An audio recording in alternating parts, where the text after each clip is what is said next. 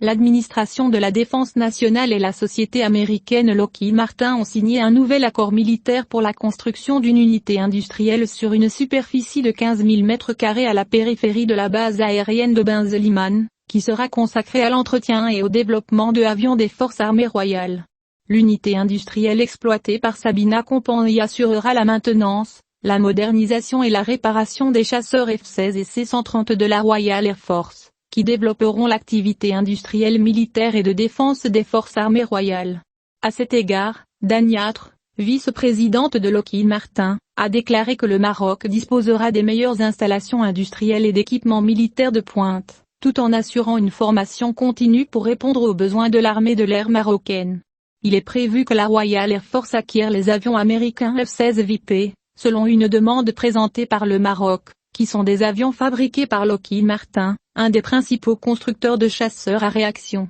Le Maroc recevra 25 avions F-16 VIP, d'une valeur de 4 milliards de dollars, après que le département d'État américain a approuvé l'accord pour ces avions et autres équipements en 2019. Le Royaume a conclu des accords avec des compagnies américaines pour équiper les bases aériennes de Benz-Liman et Ben Jerir pour recevoir des avions de guerre. La conception des installations et des infrastructures de soutien, y compris celles pour la simulation de vol et la sécurité, comprend des dépôts de stockage, ainsi que le système de réservation d'avions. Commentant cela, Mohamed Choucair, expert sécuritaire et militaire, a déclaré que le nouvel accord stratégique ouvre la voie au développement des briques de base de l'industrie militaire marocaine, conformément au partenariat existant entre Rabat et Washington dans le domaine militaire. Tout au long de la décennie en cours. Choucair a ajouté, dans une déclaration au journal électronique Express, que le Maroc s'est doté il y a 2 ans de l'arsenal juridique requis, car il tend à investir dans les industries militaires à travers un partenariat permanent entre les secteurs publics et privés.